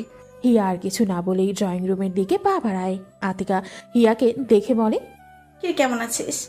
আলহামদুলিল্লাহ ভালো আপু, তুমি আগে বলনি কেন? আমু জানতো তো আয়নকে নিতে আসবো আমি। আমু হয়তো তোকে বলতে ভুলে গিয়েছে। তারপর সবাই মিলে বিকেলের নাস্তা করলো। সবাই নাস্তা শেষ করতে না করতেই জেবা এসেছে টিউশন থেকে। সামনে এসএসসি, তাই সে একটু ব্যস্ত সময় পার করছে। জেবা এসে আতিকা আর ইফাজকে দেখে তো সেই লেভেলের অবাক। আর কোনো কথা না বলে জেবা সরাসরি ইফাজকে প্রশ্ন করে বসলো, ভাইয়া, তোমাদের কি বাড়িঘর নেই? সবসময় আবুদের বাসায় কেন থাকো? বিদেশ থেকে আসলেও তো মানুষ মা বাবা পরিবারের সাথে সময় কাটায়, আর তুমি সবসময় দেখি আবুদের বাসায় থাকো কেন? ভ্রুকুচকেই একটানে কথাগুলো বলে জেবা। আতিকা দাঁত কিরমির করে জেবাকে বলে, জেবা, এটা কোন ধরনের ব্যবহার? ক্ষমা চা বলছি ইফাজ বার কাছ থেকে। তখনই ইফাজ বলে, না ভাবি থাক, ছোট মানুষ যা দেখছে তাই তো বলেছে, ভুল কিছু তো বলেনি, আর কিছু মনে করিনি ভাবি। জেবা বোন, তুমি ফ্রেশ হয়ে আসো, তারপর সবাইকে একসাথে শোনাবো আজ একটা গল্প, আমার জীবনের সবচেয়ে গুরুত্বপূর্ণ গল্প। জেবা দ্রুত চলে যায় ফ্রেশ হওয়ার জন্য। মা মারা যায় যখন আমি এসএসসি দিয়েছিলাম সবে। আমার ভালো রেজাল্টের শখ ছিল সব থেকে বেশি আমার মায়ের এমন হঠাৎ মৃত্যুটা মেনে নিতে পারছিলাম না। ভেতরটা দুমড়ে মুচড়ে গিয়েছিল সেদিন। বাবা মায়ের একমাত্র ছেলে ছিলাম। নাওয়া খাওয়া ঘুম সবকিছুই ছেড়ে দিয়েছিলাম। দিনরাত মায়ের কবরের পাশে গিয়ে কাঁদতাম। এভাবে করতে করতে এসএসসি রেজাল্ট দেওয়ার দিন আসে। মায়ের শখ পূরণ হয়েছিল, কিন্তু মা তা উপভোগ করতে পারেননি। মা যে আমাদের মাঝে ছিল না।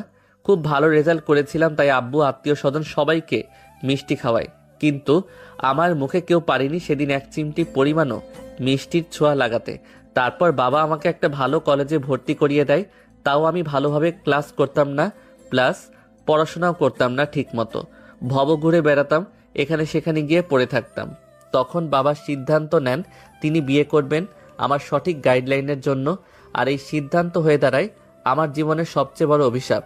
এইটুকু বলেই চোখের উপর হাত দিয়ে মাথা কিছুটা ঝুঁকে বসে ইফাজ। সেখানে উপস্থিত সকলেই স্তব্ধ। এত হাস্যোজ্জ্বল ছেলের এমন অতীত নাড়িয়ে দিচ্ছে সবার অস্তিত্বকে। জেবা ছুটে গিয়ে এক গ্লাস পানি এনে ইফাজকে বলে, সরি ভাইয়া, পানি খেয়ে তারপর বল। সব খুব ইচ্ছে করছো গো তোমার জীবনের আত্মকাহিনী শুনতে। ইফাজ একটু মুচকি হাসি দিয়ে বলে, যাকে সহ্য করতে পারো না, পছন্দ করো না, তাকে পানি কেন খাওয়াচ্ছ পিচ্চি বেআইন? মন খারাপ করে বলে জেবা। ইফাজ পানি খেয়ে জোরে জোরে কয়েকটা লম্বা শ্বাস নিয়ে নিজের মনকে শান্ত করে আবারও বলা শুরু করে, আমার বাবা যেদিন বিয়ে করে সেদিন আমি রাগ করে ফুপির বাসায় চলে আসি। আমার মায়ের জায়গায় অন্য কাউকে মেনে নিতে পারছিলাম না আমি। বাবা ফুপিকে অনেক অনেক কল দেয়। তারপর ফুপি বাবাকে বলে, ও আসছে যখন এক রাত থাকুক না আমার কাছে, আমি ওকে বোঝাবো। তুমি আগামীকাল নতুন ভাবিকে নিয়ে এসো একবার এখানে। ফুপি বাবার সাথে কথা বলে আমার কাছে আসে। আমি ফুপির সাথেও রাগ করে কথা বলছিলাম না, কারণ ফুপি বাবার সাথে কথা বলেছেন এবং আমার মাকে বাদ দিয়ে অন্য কাউকে ভাবি ডেকেছেন বলে খুব অভিমানে বুকটা তখন ভীষণ ভারী হয়ে আসছিল। সেদিন রাতে আমি, ফুপি, আদি আমরা কেউই ঘুমাইনি। সারা রাত ফুপি আর আদি বুঝিয়েছিল আমায়। আমিও অবুঝ শিশুর মতো সব বুঝেছিলাম সেদিন। পরের দিন বাবা আর উনার নতুন বউ আসেন। আমি সালাম দিলাম। উনার নাম ফুলবানু, আর আমি ওনাকে নাম দিয়েছিলাম ফুলমা। ওই দিন সবার সামনে খুব আদর করেছিলেন ফুলমা আমাকে। তারপর থেকে আমার জীবন স্বাভাবিক হতে শুরু করে। ফুলমা আমাকে অনেক আদর ভালোবাসা দিত, আমিও ওনাকে খুব ভালোবেসেছিলাম। ওনার আদর যত্নে স্নিগ্ধ হয়েছিলাম। কিন্তু 9 মাস পর থেকে ওনার মাঝে ধীরে ধীরে চেঞ্জ আসতে লাগলে আমাকে দু চোখে সহ্য করতে পারছিলেন না। আমাকে দেখলেই কেমন জানি অদ্ভুত আচরণ করত। তারপর একদিন তো বলেই দিয়েছিল যে, তুই আমার সামনে আসবি না, আর তোকে আমার সহ্য হয় না। সেদিন সারা রাত আমার আর ঘুম হয়নি। রাত 3টায় মায়ের কবরে গিয়ে বসেছিলাম। সকালে ঘরে আসার পর শুনতে পাই উনি মা হতে চলেছেন। 7 মাসের প্রেগনেন্ট উনি। তখন আর বুঝতে বাকি রইল না ফুলমা আমার কেন সৎমা হয়ে উঠতেছিল ধীরে ধীরে। এভাবে দেখতে দেখতে উনার বাচ্চা পৃথিবীতে আসেন। মেয়ে সন্তানের মা হন উনি। আমার বাবাও ভীষণ খুশি ছিল, কারণ একটা মেয়ের শখ আমার মা বাবা দুজনেরই ছিল। এভাবেই আমার ইন্টার ফাইনাল পরীক্ষা শেষ হয়। আলহামদুলিল্লাহ ভালো রেজাল্ট করেছিলাম এবারও আমার বাবা ভীষণ খুশি হয়। আমার বাবাকে ফুলমা বেশি টেনশনে রাখত। আমার বাবার আফসোস করা শুরু হলো, যাকে আগলে রাখার জন্য বিয়ে করেছিলেন তাকে অবহেলার শিকার হতে দেখে।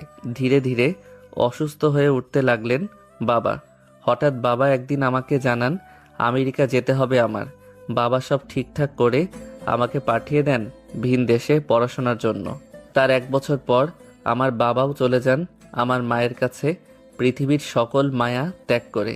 উপস্থিত সবার চোখেই জল। ইফাজের চোখে আজ নেই কোনো জল, কারণ চোখের পানিও যে ঝরতে ঝরতে একসময় শুকিয়ে যায়। ইয়ার আনমনা হয়ে ভাবছে সেদিনের ইফাজের বলা কথাটা। এই কারণেই যে ইফাজ ফুল ভালোবাসে না এটা আর বুঝতে বাকি নেই হিয়ার। ফুল নামটাই সুন্দর, কিন্তু মানুষটা যে জঘন্য। জেবা ইফাজের কাছে ক্ষমা চেয়ে নিয়েছে তার অসভ্য আচরণের জন্য। ইয়া ইফাজের উদ্দেশ্যে বলে, জীবন সুন্দর। জীবনকে উপভোগ করতে জানলে আপনাকে না দেখলে হয়তো বুঝতেই পারতাম না আমি অতীত ভুলে হাসি খুশি কিভাবে বাঁচতে হয়। একটা কথা না বললেই নয়, আপনার মাঝে অনেক কিছু শেখার আছে। কথাগুলো বলেই নিজের রুমের দিকে পা বাড়ায় হিয়া। হিয়ার মা ইফাজের মাথায় হাত বুলিয়ে দিয়ে বলে, কষ্ট পেও না বাবা, তোমার এক মা বেঁচে নেই তো কি হয়েছে, আজ থেকে আমাকে মা বলে ডেকো কেমন? আমারও একটা ছেলের খুব শখ ছিল, কিন্তু আল্লাহ দিলেন না। আজ থেকে মনে করো তুমি আমার ছেলে আর আমি তোমার মা। ইফাজ অবাক হয় আর মনে মনে ভাবে এই মানুষগুলো এত ভালো কেন। যেবার আদিকাও বেশ খুশি হয়। তখনই হিয়া বোরখা পরে তৈরি হয়, বেরিয়ে আসে রুম থেকে। হিয়াকে দেখে অবাক হয়ে সবাই একসাথেই জিজ্ঞেস করে টুয়েলে কোথায় যাচ্ছে, কেন হিয়া তৈরি হয়েছে সেটা। হিয়া উত্তর দেয় যে সে শাওনদের বাসায় যাচ্ছে, সাথে জাবাকে নিয়ে যাবে। আতিকারও বাসায় চলে আসে। আতিকা আদিকে সব বলার পর খুব খুশি হয় সে। আতিকার শাশুড়িও খুশি হয়েছেন। আতিকা রান্নাঘরে আয়ানের জন্য খিচুড়ি রান্না করতেছে। আয়ান বায়না ধরেছে খিচুড়ি খাওয়ার। আদি চুপি চুপি আতিকার পেছনে এসে ওর কানের কাছে ফু দিতেই চমকে ওঠে বেশ। হঠাৎ ভরগে যায় আতিকা। আতিকা আদি থেকে চোখ রাঙিয়ে দেখতেই সে বলে ওঠে, আমার বউ এত ভীতু, জানা ছিল না তো। বলেই হাসতে থাকে সে। আতিকা দাঁত কিরবির করে পড়ে। এমন কেউ করে? যদি ভয় পেয়ে মরে যেতাম আমি। রাগান্বিত হয়ে বলে আদি। চুপ, একদম চুপ, এমন বাজে কথা যেন দ্বিতীয়বার না শুনি আমি। আতিকা কিছু না ভেবে জড়িয়ে ধরে আদিকে। এমন ছোটখাটো শাসন ভালোই লাগে আতিকার। এমন ভুল সময়ে রান্নাঘরে প্রবেশ ঘটে ইফাজের।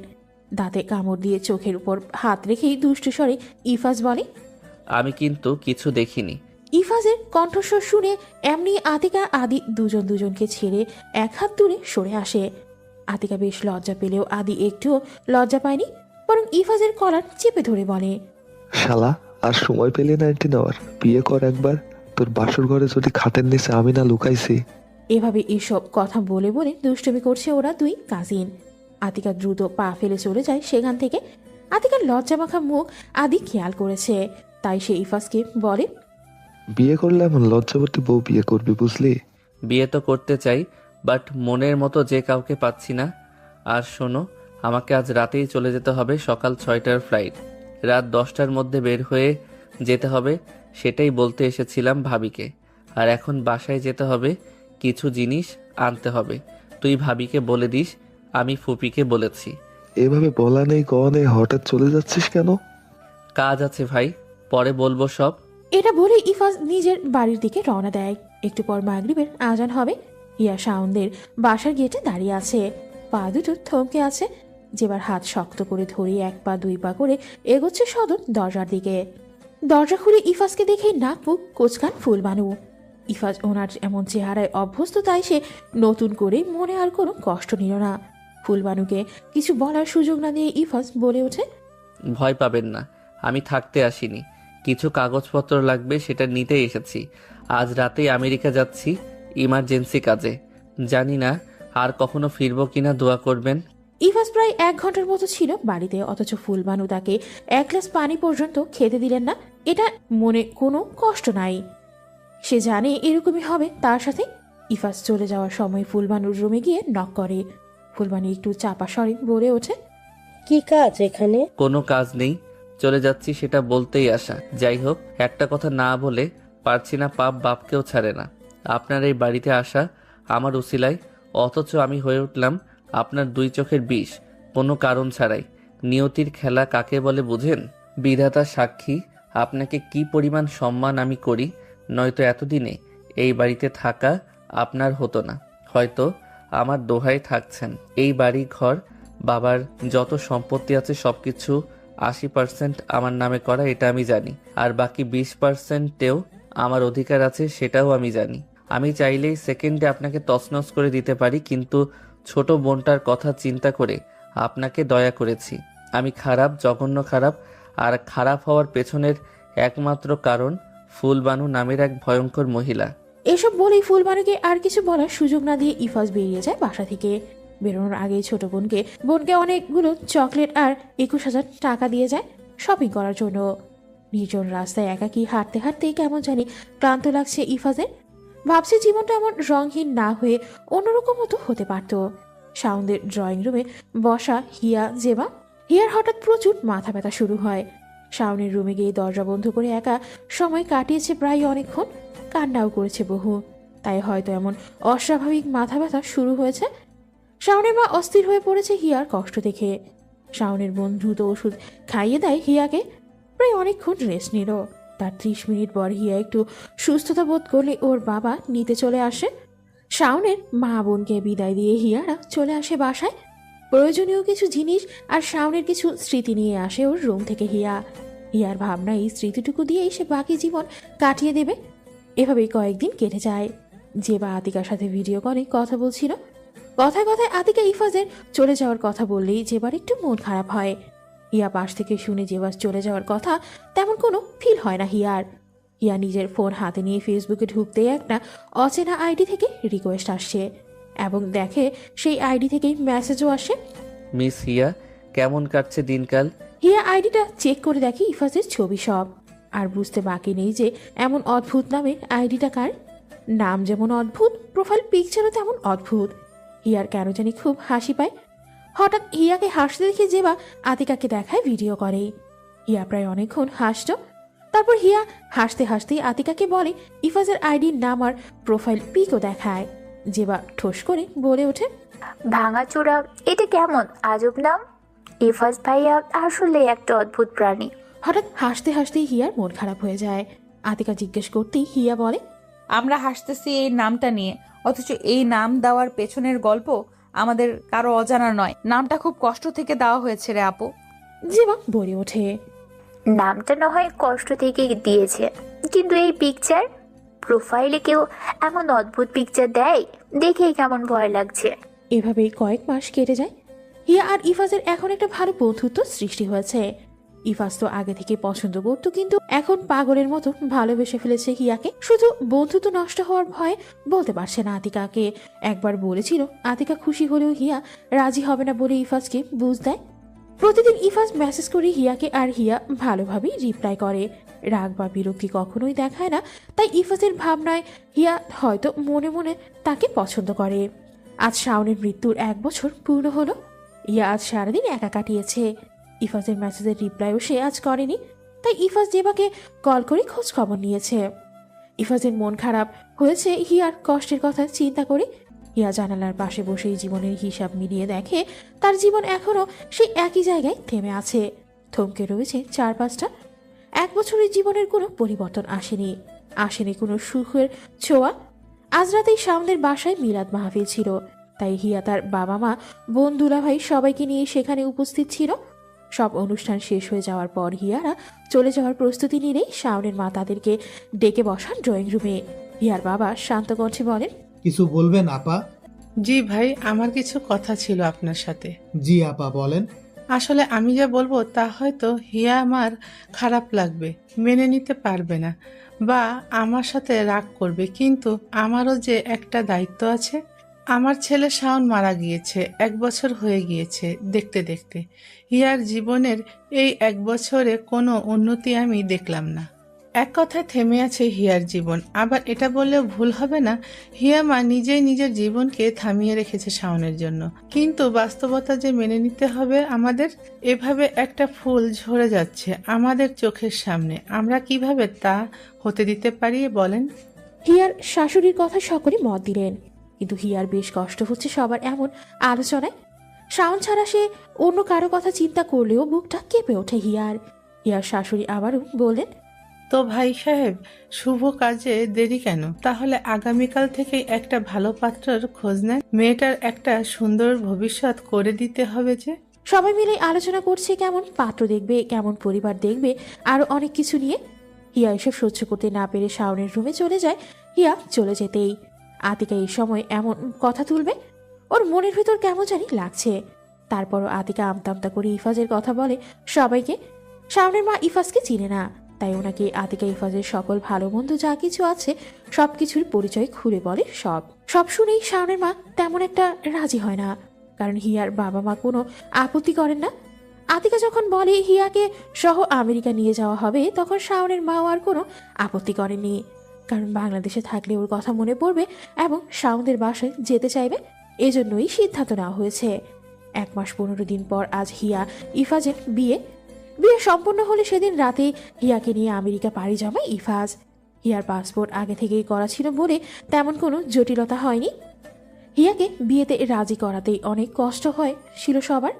পুরো পথ জুড়ে ছিল দুজনের মাঝে নীরবতা, কেউ কথা বলেনি কারো সাথে। ইফাজ কয়েকবার কথা বলতে যেও হিয়ার মুড অফ দেখে সাহস পায়নি কথা বলার। বাসায় এসে হিয়াকে নিজের রুমে নিয়ে যায় ইফাজ। ইফাজ যে কোম্পানিতে জব পেয়েছে সেখান থেকে এই ফ্ল্যাটও সাথে একটা ভালো গাড়ি দিয়েছে। পুরো ঘর এলোমেলো হয়ে রয়েছে। হিয়া ফ্রেশ হয়ে এসে বারান্দায় যেয়ে দাঁড়ায়। ইফাজ হিয়ার হাতে এক মুখ কফি ধরিয়ে দিয়ে বলে, কি খবর আপনার? এমন চুপচাপ হিয়াকে মানায় না। আমি চঞ্চল ছিলাম কবে? আমার মন কুটিরে তুমি সবসময় চঞ্চল এক মায়াপরি। আর আমার মন কুঠিরে শাওন ছাড়া অন্য কারো অস্তিত্বের সৃষ্টি কখনোই সম্ভব হবে না। চিন্তা করিও না হিয়া জান পাখি, ভালো যখন বেসেছি বিয়েও তেমন করেছি, এবার শুধু আরেকটু চেষ্টা। তোমার মন কুটিরের এক পাশে শাওন থাকবে চিরদিন, এতে আমার কোনো সমস্যা নেই, কিন্তু অন্য পাশে আমি ঠিকই একদিন নিজের অস্তিত্ব গড়ে নিব। দেখে নিও, আই প্রমিস। সেদিন দেখব, যেদিন সম্ভব করবেন। কথাটা বলে হিয়া কফিতে চুমুক দিয়ে বলে ওঠে, ভীষণ স্বাদ হয়েছে। ক্লান্ত শরীরে এটার খুব প্রয়োজন ছিল, ধন্যবাদ। এই বলে হিয়া রুমে চলে যায়। ইফাজ মুচকি একটা হাসি দিয়ে আকাশের দিকে তাকিয়ে মনে মনে বলে, মা দেখো, তোমার ছেলে আজ বিয়ে করেছে, কত বড় হয়ে গিয়েছে। দোয়া করো মা, যেন এই মানুষটার মন কুটিরে নিজেকে গেঁথে রাখতে পারি আজীবন। বিদায় সমাপ্তি। গল্পটা কেমন হয়েছে গঠনমূলক কমেন্ট করে জানাবেন।